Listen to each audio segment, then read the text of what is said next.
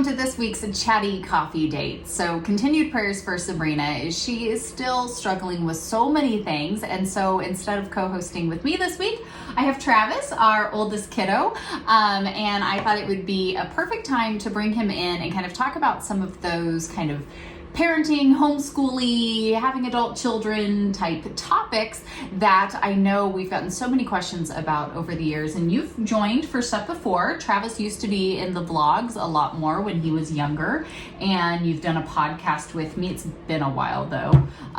So I kind of roped him in here today to come and do this because I think that we started homeschooling you when he was in first grade. He went to his winter party. We took him out at winter break and never went back. So he jokes and says that he's a first grade dropout. And we've homeschooled you ever since. You graduated here this past summer. Because contrary to popular belief, you're not a first grade dropout. And we really did kind of go about his education a little bit differently. College was never a focus. I am actually not a big supporter of college. I'm a college dropout. It literally was just a waste of money and time. Really not the biggest fan of college. Not that it's not fitting in any way. If you wanted to go, you could go, but that was never something that we were big supporters of.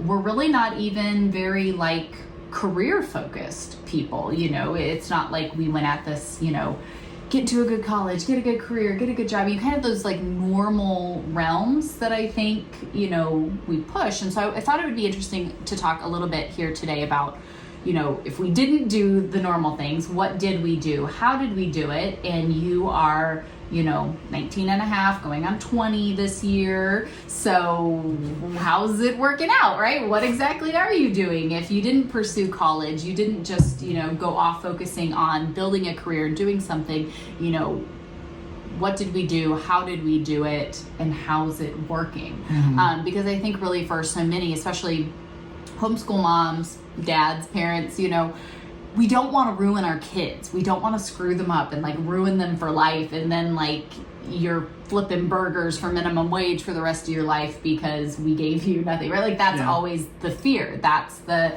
worry. And we definitely went through that as well. We wanted to do right by you. But free milkshakes are a plus. Yeah, free milkshakes are a plus if you're doing that.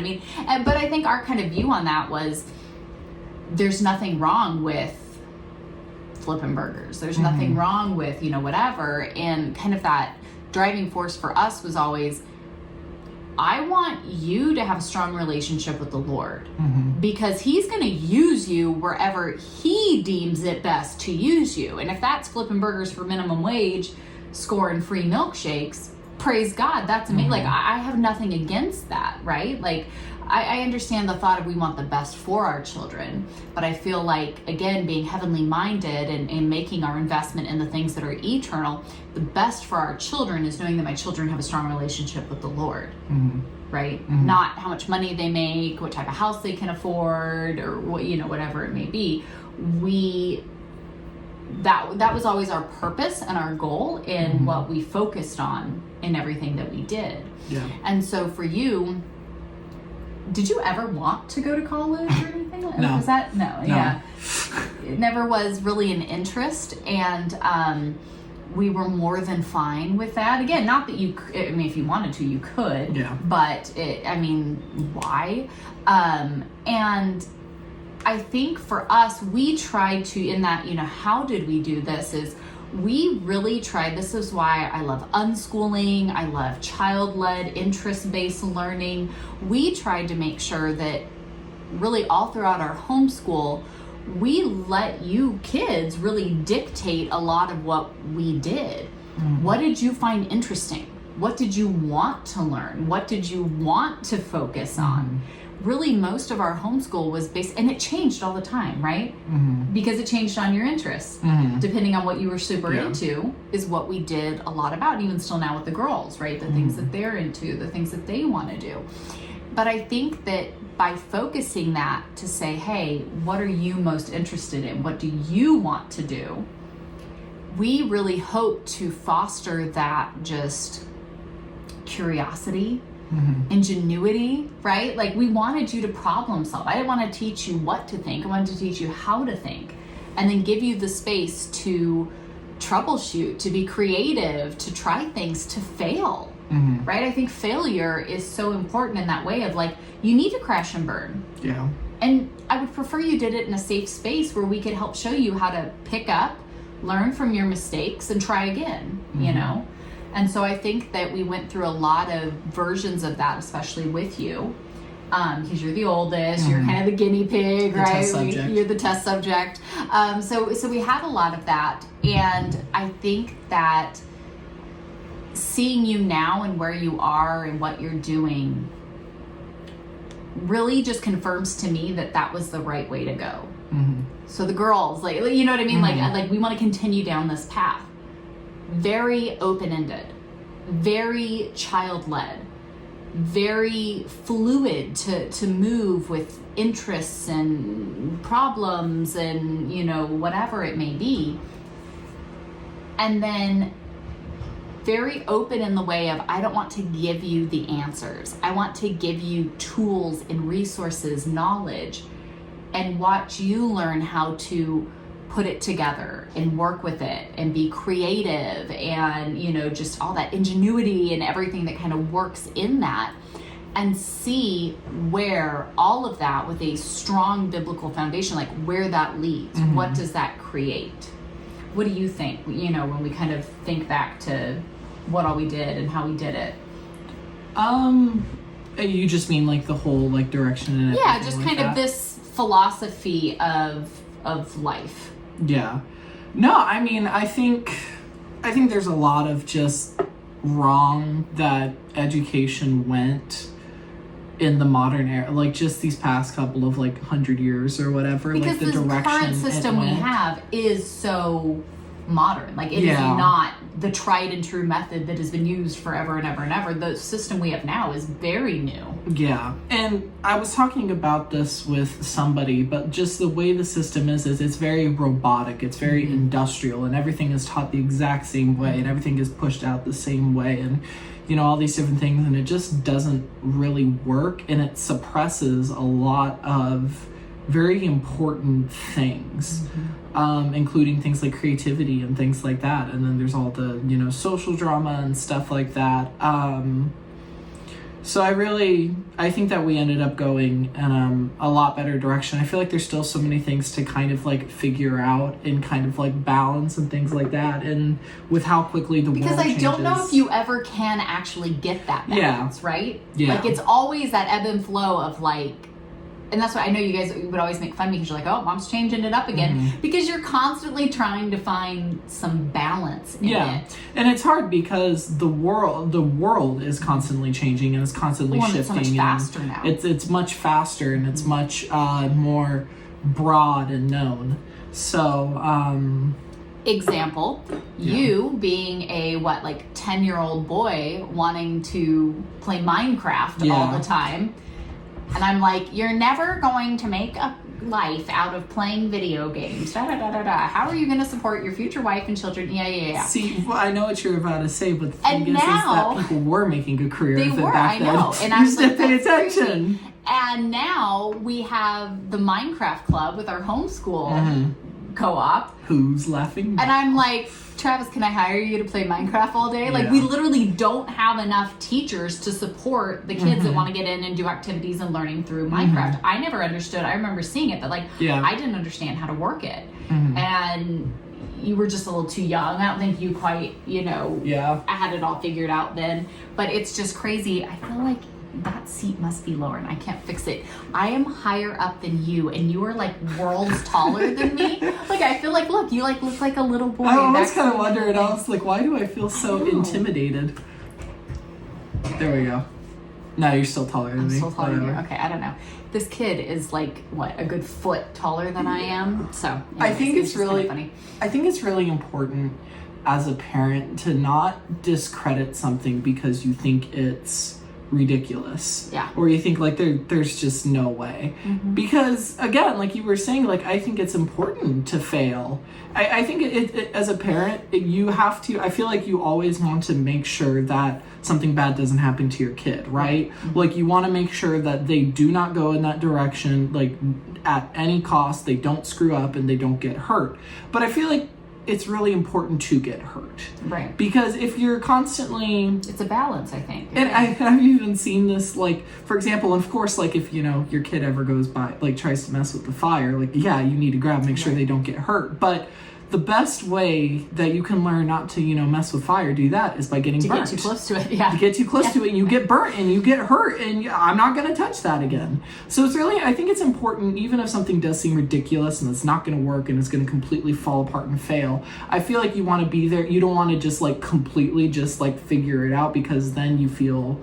as the kid, you feel left out, and you feel like they won't help you, and like you don't know what to do, and you get overwhelmed. But so it's important to have a mixture, I think, of guidance, but also like gotta kind of figure it out, you know.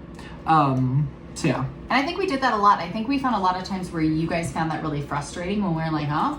Figure it out. I don't know. You're like, what do you mean figure it out? What do I do here? Yeah, figure it out. Figure it out. That's on you.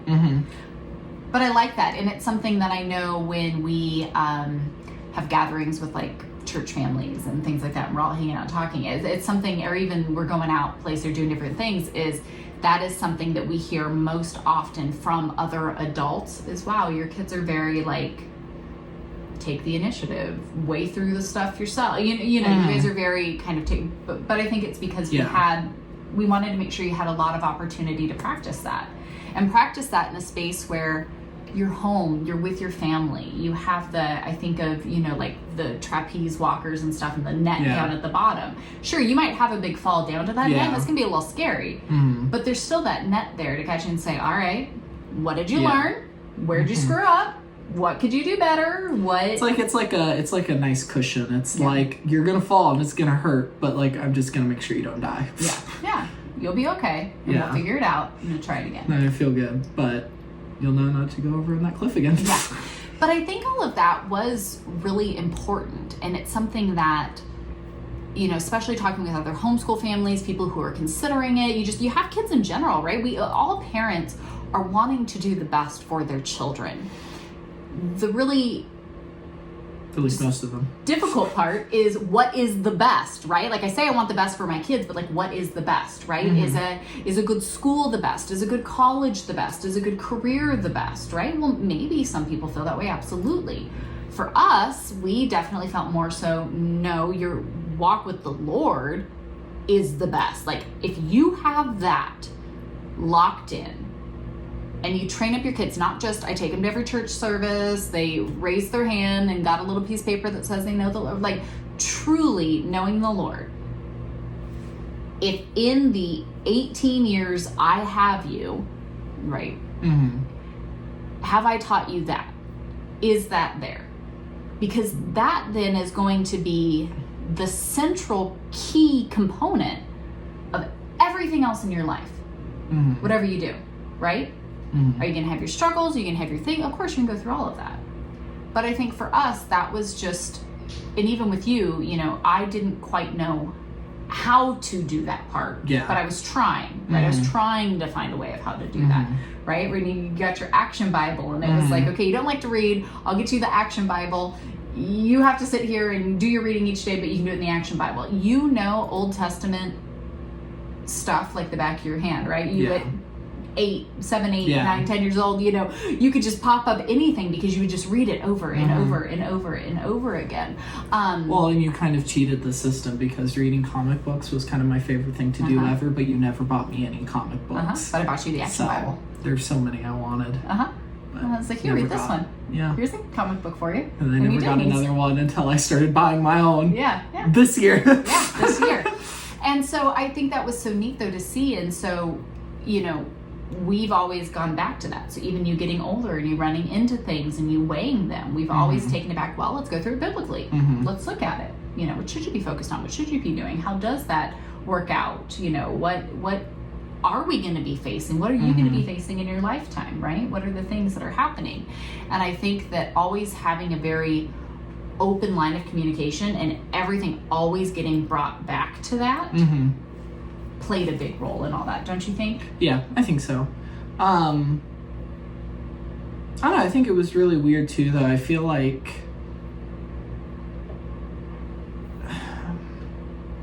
it's kind of hard because you want to, guide your child and help them and teach them all these things when it comes to, spiritual journeys and feel like that. But I feel like for some reason, for me, it just kind of clicked. And then, that was the end of the story. I don't know. I remember the first conversation I ever had with you about where, or at least when I remember first talking about it was when we were in a car together, and I asked you something along the lines of, what happened when we die? And you kind of, explained to me the lore. And then after that, it just kind of clicked. And it felt like it was just a done deal. And, my whole life has just kind of been that way. But I think what is interesting, though, is you went through a period where you were like, okay, so this is what we believe, and you're telling us it's because of this, and you're learning about, Yeah, I was very curious. I was like, I believe this. I don't have any doubts. Should I? Yeah. I feel like that's the question I had. Because I didn't have any doubts. I didn't have any, maybe we're wrong. I was like, let's see it. Because I was taught to, soak up information and then weigh it. So I was like, let's see what's going on. So yeah, I learned about atheism. The specific ones I learned about was atheism, Judaism, Islam. I tried doing Hindu and Buddhist. Yeah, a little bit. I kind of gave up pretty quickly. Yeah. But I remember when you came to us and you're like, hey, I want to go and learn about these other ones, right? If you're going to say this, what's the difference between Catholicism and Christianity? Yeah. What's the difference between, right? You started going through those things. Oh, yeah, that too. Yeah, but you did. You started going through those and studying into those. And I love that because we had always worked so hard to have open communication and really weighing information and discerning, right? Being discerning has always been a really big key factor for us. And then as you got into that and you kind of dug into those different things, it was like, okay, let's sit down and talk about it, right? Because that was for you. You're like, I don't have any doubts. I believe this. Should I have doubts? Should I have that? I just want to look at everything. I want to see all the cards laid out on the table so that I can kind of wrap all of this around my mind. And I love that we had that opportunity to go through and do that. I mean, I remember I was in high school, but they offered a religions class. And I was kind of the same way where I'm like, I don't have any doubts, but it would be interesting to see what other people believe, to understand why, kind of went through all of that, which I think is, I think it's a natural thing. And I know that, I think on the parent side of it, it can be a little scary, right? When your kid's like, hey, I'm going to study into atheism. And you're like, whoa, you're doing what now? Yeah. It can be a little bit much. And especially, I think if there isn't already some strong foundation there, it can be a little rocky. If you don't really have any, land to stand on firm-footed. Yeah. And then all of a sudden you start digging into other stuff. Well, and it's very different too because, with other religions, it's other, mythologies and other stories and other history as told through, our recent modern era. But then with atheism, it's science and theories and all these different things. And the thing is what's interesting is that all these different things that are brought up, some of them are interesting. Some of them are unanswered and kind of fit very oddly. And you're not sure how they fit in the Bible. You have ideas and things, but things that have been brought up and found, they do fit weirdly. And there's pieces to learn, and I feel like people just get, Christians specifically, everyone just gets so weirded out, and everyone just, goes straight to being offended and this is bad and just don't touch, any of this. And if we were meant to be like that, you would have thought that Adam and Eve wouldn't have, eaten from the tree and sinned against their creator that they spent time with. I want to know what that is because you told me not to touch and you're just going completely the wrong way because we have so much still to learn and to piece together, and humanity will never piece it all together. There are still pieces and things to learn and to explore and to apply to the Bible. And since we know that that is truth, we also know that these interesting questions that science brings up and like, hey, this is really weird, we know that somehow that fits into that. And it's up for us to figure that out and how it works and maybe what we missed or what is there to kind of piece together. Because, you know, with salvation and, you know, the very vital stuff, none of that will ever change. But some of these more, you know, very specific, minute details that don't, you know, technically matter too much, they're just interesting. There's a lot to learn there. So, yeah, that's my opinion, at least on that. Yeah, but I think that was a really neat process to see you kind of go through all of that and to have the space. And again, we didn't really know what we were doing. We were just doing, Dad and I were just doing what we thought the best route was and what we wish we had at your age, right? And to see you now kind of on this side of it, 19 going on 20, and seeing you start to, you know, piece together your life and where you're at least in this season of life. And for us, it's just really been a lot of reassurance of this is what we want to keep doing with the girls. We want them to keep pursuing. We want them to keep, and we've learned a lot through, you know, you being our test subject guinea pig. You know, we've learned a lot through that. But that's, I mean, I think that's how it goes. Yeah. All of us oldest borns kind of have to go through that. So looking at that being where we came through, what we worked through, you know, really trying to set a tone that was inquisitive, that was creative, that supported your curiosity, but had a strong biblical foundation and put everything through that filter and that lens. We tried to be very just real in life and what matters and weighing that, right? Like, are you investing in the eternal, right? Like what, it's not that we don't enjoy things in our lives, but does this really matter? Is this really the best way to be an ambassador of Christ? Is this really the best use of your time and your resources and your talents and your gifts and whatever, right? Like we're always kind of harping on those things. I think it was our goal that would be like the little voice, you know, in the back of your head as you go through things. And so it's fun to see you as you've gotten older and matured, that kind of is the little voice in the back of your head, right? Because you're constantly weighing those things. And so I think I kind of want to end this by talking now about, you know, you now. I'm really glad that that's what we did. You know, we had those thoughts that we wanted to do a little bit differently. We tried it. I think it was an overall just great success. And so now, where does that leave you, right? What are you up to? What are you doing? You didn't rush off to college. You weren't just worried about getting jobs and, you know, climbing up some corporate ladder or doing something like that. We're very entrepreneurial, so you kind of were raised in a lot of, you remember what it was like when we kind of were doing the corporate business thing. And then we were self-employed, and then, I mean, now ministry full-time. But what are you up to? What are you doing? Trying to figure out what to do.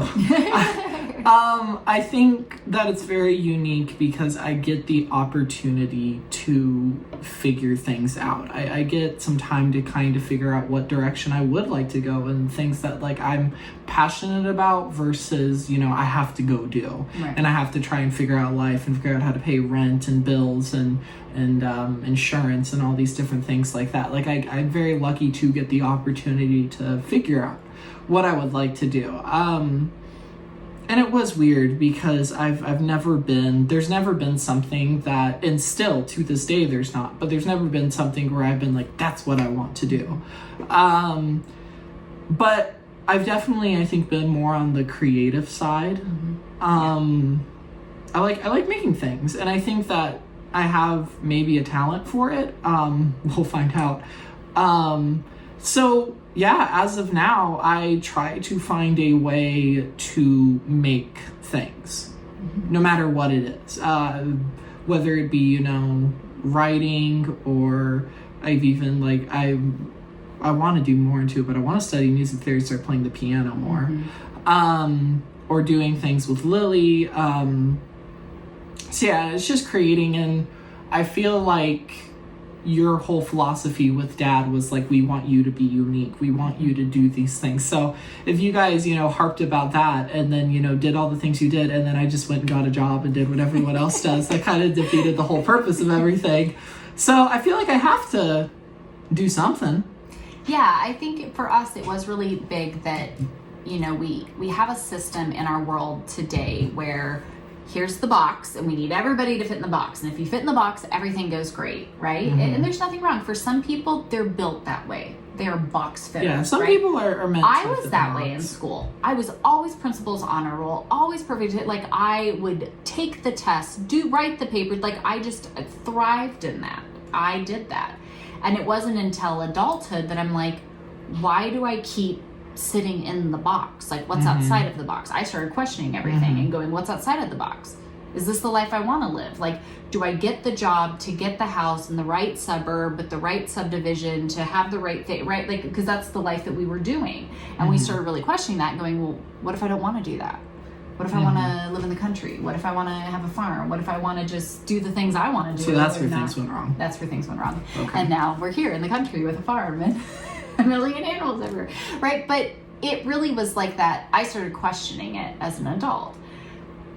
And so for you guys, we said, well, if fitting in the box is where you feel best and what you truly desire, Go for it. go for it. That's amazing.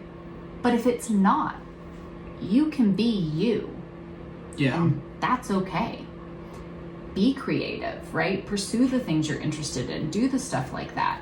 And I think that's what's been so neat, is to give you that time. Like, you are a very creative individual. And I think it's amazing, and I think I've had this conversation with many parents that homeschool, and you're like, if my kids had to be forced to be a cog in the machine and fit in the box, like, they'd be a totally different child. Yeah. That's not who they are. And we've talked about this, where I think all of us that came from the government system of schooling, we're taught from a very young age, fit in the box, right? I think that's honestly why you're seeing so much with the transgender and bisexual and all those types of things, because the new box for kids in school, The further you get pushed into the box, the more, I guess, expressive. but like the new box now Yeah. is, this is cool, Is this all is that. trendy, this is awesome. So I think more kids are jumping into those boxes because that's what's being pushed. Just like back in the, you know, late 90s, early 2000s, it was punk rock and all of that stuff. So it's like, wow, we're going to go pursue all of that. And then you just start piles up on each partying and other. doing all the other stuff because you're trying, you know, that was the like box you wanted to fit in. And so I think it's so interesting though, is we all, and I think that's why you see it so much with people now my age, right? Late 30s, going into our 40s, and you see people even older where it's like, I don't care about what everybody wants from me. I'm going to do the things that are actually me, you know? And it's like your weird quirks or whatever. And it's like, no, we're all quirky. We're all weird. We're all different.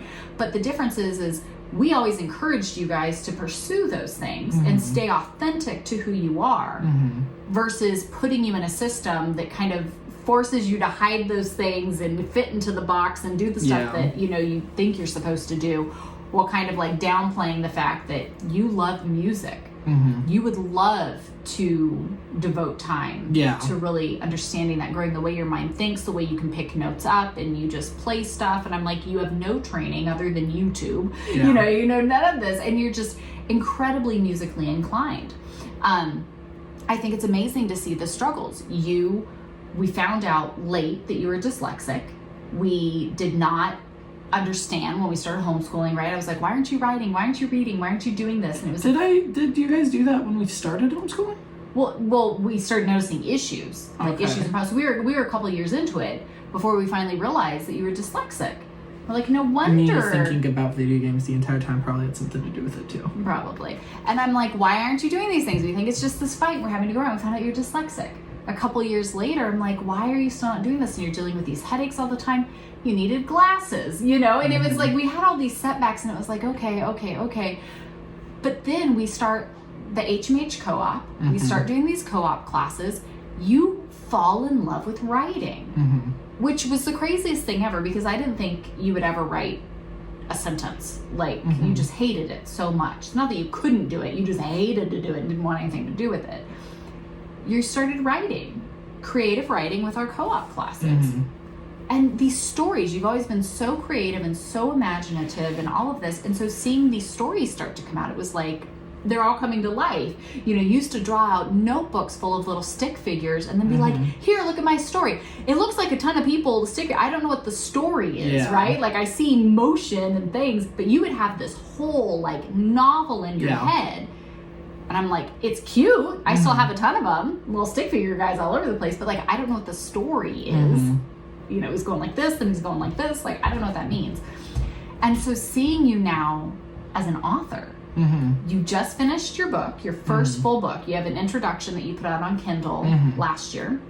You just finished your first full book. And we basically did this to talk about that. Well, it's part of it. Yeah. But, so then you did this book, and I told them, you know, I told them I would finish it by the end of the year. I had surgery on the 15th, and I told them I'd have it finished by the end of the year. We all come down with the flu, so I literally, December 31st, finished it.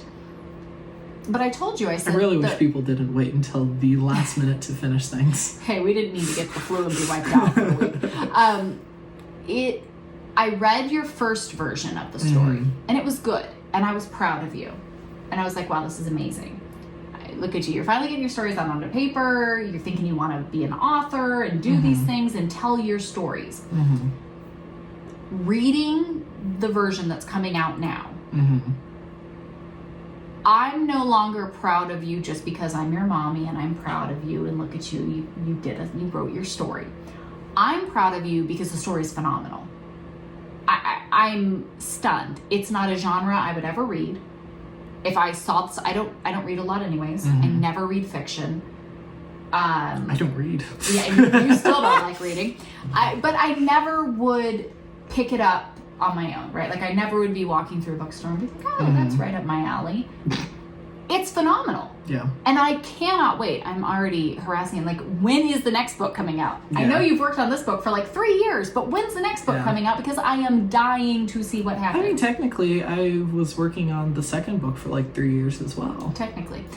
But I think, but look at how this happened. You know, you as a kid, you said, I would love to make movies. I want to make movies. And what did I tell you? Pretty much that I wasn't going to get anywhere with that, and it was a horrible idea, and I should never pursue anything like that again. Yeah. Something like that. Something like that, because I said, you're crazy.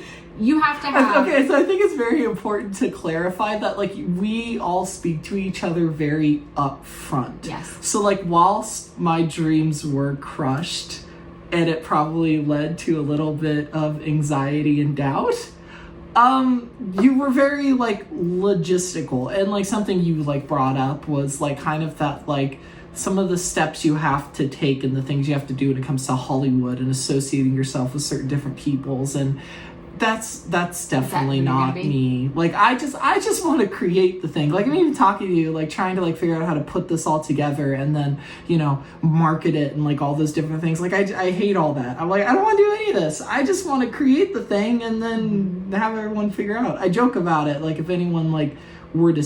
You know, Nan would say different things like, be careful that you do certain things so no one steals it or anything like that. And I always made the joke, like, I would kind of just be okay with letting them. If they manage to do something with it, then it's a success. Yeah. No, but I think it's so crazy to see that in that, like, crazy turn of events, right?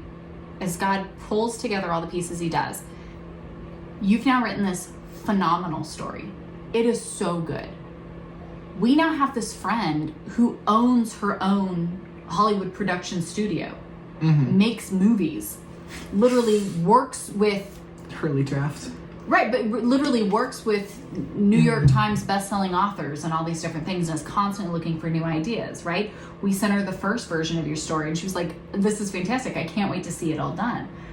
I cannot wait to be able to get the book and send it out to her, right? Like, you'll have one book going to one place in Calabasas, California, and be like, here you go, and get to share it. Now, will she be able to make it? Will anything come of that? No idea. Most likely not. Statistically. Probably not. Yeah, statistically not. It's like a 95%. But look how crazy. Yeah. We continue to support you to be creative and to do the things. I was honest with you and said, good luck, kid. Like, the type of person you have to be to get in with those people to do those things, like, you would hate. Yeah. Your chances are very slim. That is not a life you want to pursue. And we don't have millions upon millions of dollars. So. And I don't want to live in California. And you don't want to live in California. That was probably the biggest. You got a lot of things going against you. That was probably here. the biggest thing for me. But it's so amazing then to see how you found other ways to pursue. Okay, well, let me go about it from a writer's standpoint. Let me go about it from this. But then yet we end up with someone who owns their own production company, right? Husband has created many shows that all the world today knows of, all these different things where it's like, even if it's just having a resource now to say, hey, can I pick your brain? Hey, can you give me, your thoughts on this or whatever? If I would have told 8-year-old Travis, I want to make movies, you would have lost your mind. And again, maybe nothing comes of this. Maybe you make this book and your mommy and your grandma buy it and we think it's the best thing in the whole wide world and that's it. You still did that. Going to the milkshake factory. Yeah. You still did it. You still made it, right? Yeah. But I think the other point of this is we've always told you guys, in this life, we're not promised tomorrow. Make the most out of your day. If your time is the most valuable asset you have. And so if you're trading all your time to a job, to a corporation, to a whatever, then make it worth it. Sometimes getting the money is worth it. I will give you this much time because the money is what I need to achieve the goal or the purpose or the whatever. That's fine. There's nothing wrong with that. But think about that. What are you going to trade your time for? You traded a ton of your time to make a book and to make it something that you really can stand behind and you really believe in. Many coffee fueled hours. Yeah, you did. And it's phenomenal. And I cannot wait to get our first copy and like read it again. That's like the power in of the coffee, book. sister. Yeah, that's the power of coffee. I don't know. I have tea today. So I was going to make you. My mom gave me her old espresso maker. Oh, you're going to make you an espresso? And I'm learning. I made my first one. Wait, is that the hot one or the cold one? The hot. It's hot. Well, you can make cold, but it's hot. I had a video call my mom so that I could figure out how to do it. But she gave me her old espresso machine, and so I've been learning how to make coffee. And I just do decaf. But I've been learning how to make stuff a little bit. And I was going to make you one before we came in here, but I didn't. Anyways, that's the moral of that story. But to see you come of that, right? And so we've always taken you needed a creative outlet. You had to write this book. You have more that you want to write. What if something comes of it, right? Being able to send out scripts, send it to publishers, make connections and send stuff out, like go for it. That's amazing. I think you should pursue music because you've always been so musically inclined. Your mind is just classical. Like it just works that way, right? And the other thing is even like hobbies and things that our kids are interested in. We go, okay, how could you find a way, right? That's that like entrepreneur spirit. How can you make that work? Because hobbies just drain you of money and time and whatever, right? So how can you turn it from a liability to an asset, right? Like that's always what we're droning in on. You guys love racing.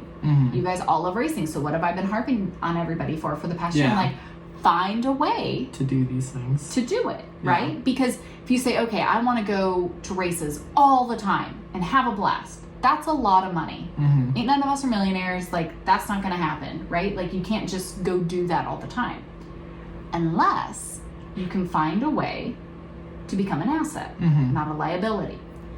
How can you get paid to go to the races all the time? Yeah. Even if it's just to come out even, or something, right? Like, how can you turn that into something?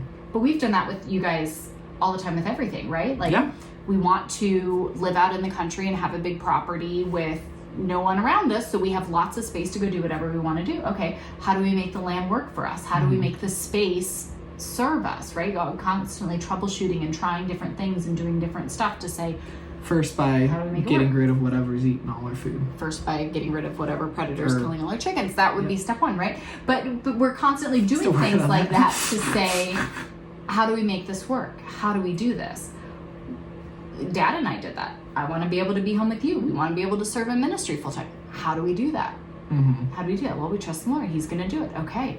And then we see little things open up and we focus on this and focus on that, right? And see those pieces come together. But I love that we've always been very upfront and honest with you kids, financially, goal, you know, and all the different aspects to say, this is what we're trying. This is what we're doing.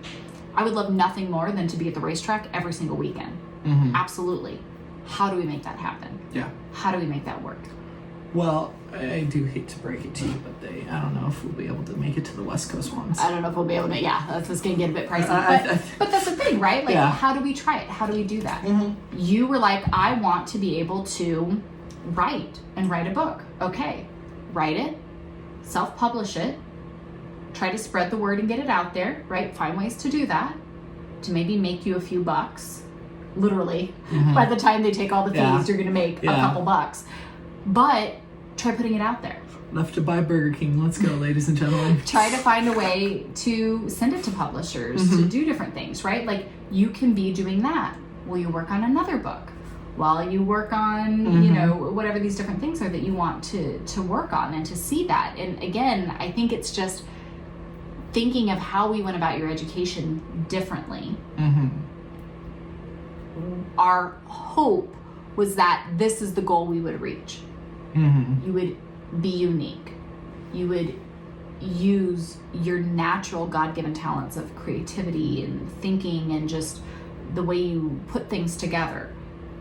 And that then you would go build whatever it was that you're intended to build.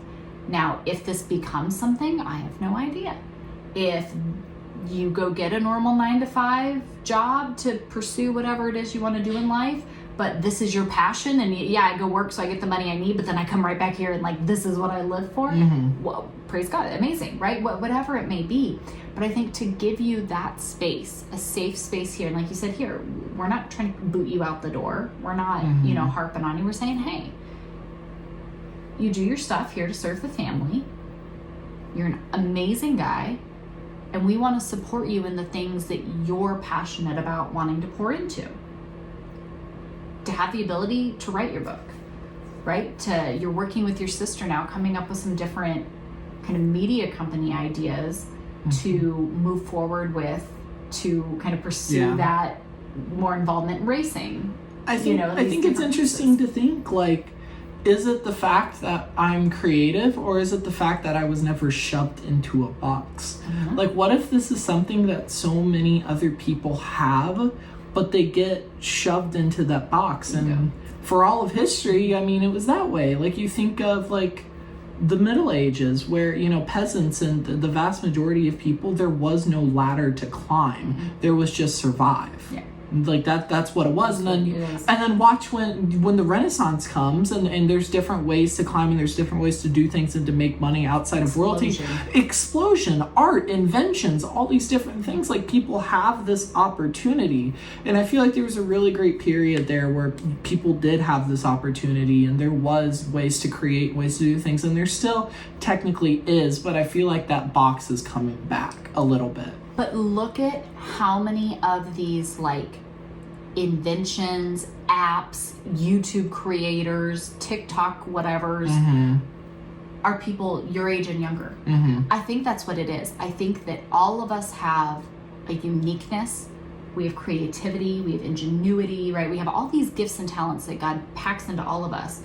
But then the system's job is to strip those away and make you fit in the right shape that it deems at the time it wants you to fit in. And I feel like there's an odd balance too, because while you want to, you know, embrace, you know, everything about you, you go too far sometimes, and it just, everything becomes centered around you. And that's why you need that strong biblical reference, and then those parents, because they're the ones that can help kind of ground you and be like, you know, creating things and doing these things is really good, but we gotta go blow the leaves off the patio.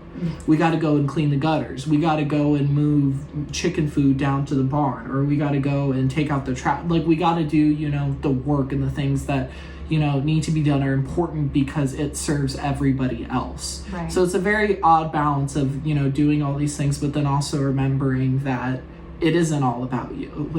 It's very important to take care of other people and to be of service of other people and help other people. So it's a very odd balance because, yeah, you don't want to get wrapped up in, your own nonsense and just completely throw everything out the window. I'm the center of the universe. Yeah. But, Yeah. But I think that's really neat to see. And again, just to have a conversation of, and with you, right? Like I can talk about it all the time, but I think to hear from your side of it,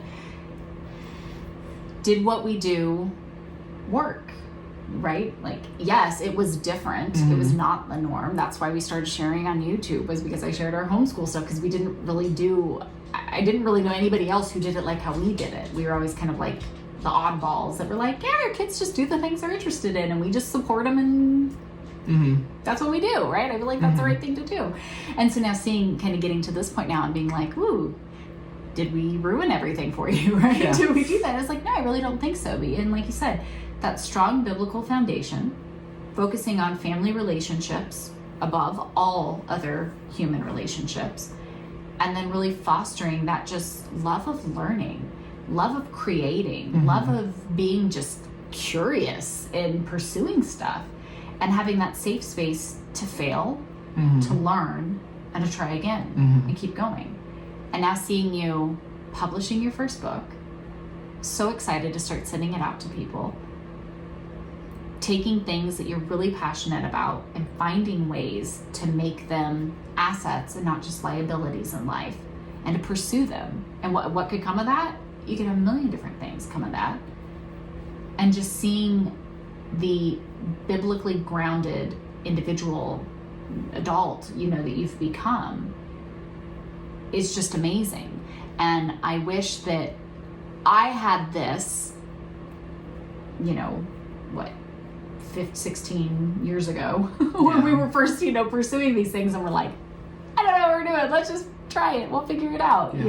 Luckily I'm a fly by the seat of your pants type of a person. We just kind of like went for it and tried it. But I wish that I had some reassurance along the way of, I'm not just ruining my kid. Yeah. I'm not just messing everything up. And I don't regret any of the time encouraging you to pursue whatever it was you felt you should pursue. And I feel like it's very important, like just kind of on a wrapping up note, like I feel like the way we live, we're kind of in for a world of pain, especially with the way society is. And I feel like that's okay. I was actually talking with my sister about this, but I feel like people criminalize being sad and like things going wrong too much almost. Like I feel like it's become such a hot topic, like with how sad the world is getting.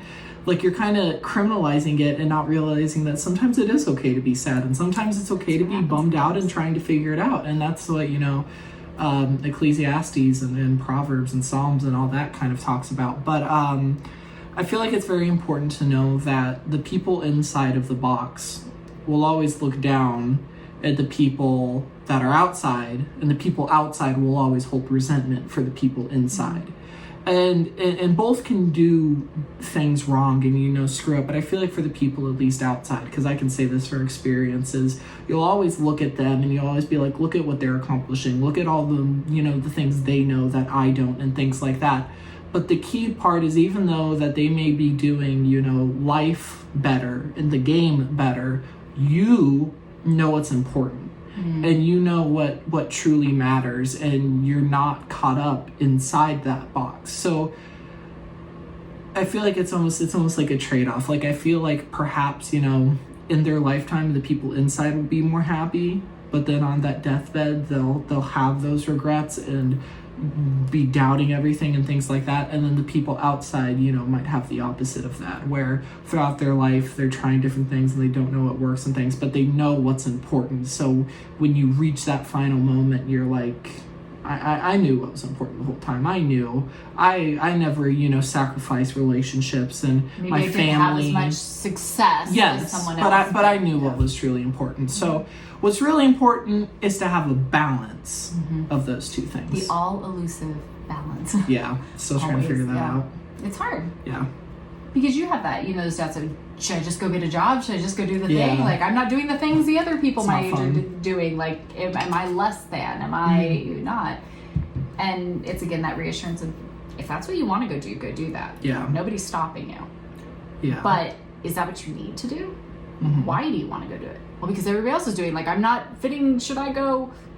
Again, if you really want to, do you feel called to go do that? No. Yeah. Then why let that dictate your life? I think what I've learned is it's okay to be hurt and it's okay to feel like you're not doing something right. But what's not okay is to just give up. Yeah. And to just throw your hands up in the air and go, well, everything's just a failure. Or even to give in. Yeah. I don't think it's even a good idea to give in and just go like, well, we have to do it. I feel like it's important to put up that fight and to try and see what you can do. And if at the end of it all, if you weren't able to do anything, then, I mean, just go find something else. Mm-hmm. Don't just give up and give in and say, well, I have to do this. I have to be miserable and do the things that I don't want to do. Or that's not, sometimes you have to do what you have to do, but you never want to, just give in and give up. Everybody's got bills to pay. Everybody's got their stuff to do. Right? You got to do the things. Mm-hmm. Okay. But that there's a certain level of the game you have to play. You got to do enough. But it doesn't mean you have to give your life to it. Yeah, no. And you have to be miserable. And if something's making you, you always get down to the root. Yeah. Right? But also realize that it's okay to be hurt and to, have these doubts and have these things. God works through all of that. It's very important, I think, to embrace that and to be driven by it. Because I know that that's how it was like for me. I would get these feelings that I have to do something and I have to figure it out. So for me, all that did was make me work so much faster. I was like, well, now I got to hurry up. I got to get it out there. I got to get it done.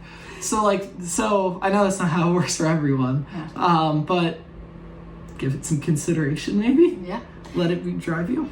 Well, I appreciate you for coming in and doing this with me, because I think it's a conversation, right? We see so much stuff out there for when our kids are little, or even homeschooling elementary, and by the time you hit high school, it starts to go away. You don't see much content for it, and then by the time you're hitting college age, forget about it. There's nothing. But where's that real conversation, right? Of a family who said college wasn't our focus, career wasn't even our focus, biblical foundation, living a life that you can be proud of, right? Wait, none of us are promised tomorrow. When you stand before the Lord and you give your account, can you do so with surety? That was far more important. And I'm just so proud of you and the man that you're becoming. I cannot wait to see what comes next, because I know there's a lot kind of floating around the air right now.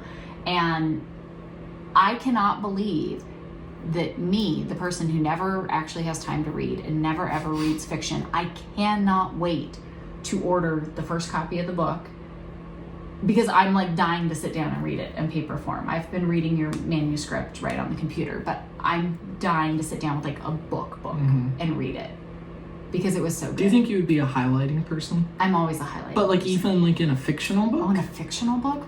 I think only because I want to discuss things with you. Yeah, I know that causes wars apparently. I know, some people. It's really weird being an author that doesn't read, because you just kind of see everything from the outside. That's why I love the pastors that are if you don't think it's a sin to mark in your Bible, here, mark this. Yes. But I think people do that. There's some of the lines that you wrote that it's I cannot believe you are who wrote these, because that makes two of us. But while I was reading it, at night on my laptop, I kept going, honey, to your dad. I'm yeah. I have to read you this line. They're just so. Thanks for chasing away Dad from ever possibly giving it a chance. He was he wants to read it, but he's you're ruining it for me. Stop telling me all these random things. But some of the lines in the book that you wrote were just so powerful, so beautiful, so poetic. And I'm definitely going to be a highlighter with those, because I'm I cannot wait to discuss these. We're going to have a whole podcast about your book. Could you use blue? But I always am usually a peak. Okay. But yeah, I'll probably be marking up your book a little bit. Okay. It was really good. Thank you. Can't wait. I'm super, super excited. But more importantly, not only am I excited to see what success you might find, what this may turn into, what lessons you'll learn, and all of that. I love watching just the journey, the adventure of it all. But I'm just so proud of how you've come together with all of this, being our guinea pig, being our we don't know, we're just trying it, right, going through this, and now seeing it be this. And I'm really excited to see your confidence grow in all of it. Because I know you're pretty shy, you don't really you're hating that I'm putting you on camera right now, we're doing all of this stuff, but like, you're phenomenal. So I'm excited to see your, not in a way of like becoming like self-centered, but like your confidence grow in just what you have to offer. We all have something to offer. Everybody does. We all have a way to serve others and to put stuff together. And I'm excited to see your confidence grow in that. Thank you. I think it'll be a big year. Thank you. And hopefully you'll figure out something successful so we can go to the races a lot. Hopefully. Or pay for YouTube TV. Or something. Both are about as equally expensive. You're not wrong there. So I'm going to finish up the last of my tea. Thank you guys so much for hanging out with us today. Again, praying for Sabrina and everything her family is facing. Thank you all for the love and support. We love doing these usually on Saturday. We are doing Chatty Coffee Date and answering your questions, but I thought we'd kind of do a lot of questions we've gotten asked over the past few years, especially about homeschooling teenagers and what about college and what about, kind of looking at all of those. I feel like it was very uneventful. Yeah. Like it was just kind of like, hey, can you do this? I really don't want to. Can you please try? Okay. Do a little bit of it. And then it's amazing. What do I want to go to? Yeah. Pretty much how that works. It was very uneventful and just kind of like, yeah. But let it happen. Very open. But we I think we try to keep it that way. Yeah. Very open-ended. I think maybe we could have spent a little more time on division for me, as much as I hate it. Still You're a grown man. Go in there. Get working on your division. I am. Trying. So thank you guys so much for hanging out with us. We have some really fun stuff coming up here this next week. And of course, cannot wait to share some updates as we get your book ready. Once we get the final approval from Amazon Publishing that it's out there, we'll be sure to link it for all of you. I think I think people are going to be quite surprised with what they find, because I know I was very impressed. So thank you guys so much for hanging out with us here today. Praying you have a beautiful, beautiful weekend, and we will see you all in the next video. Bye, guys.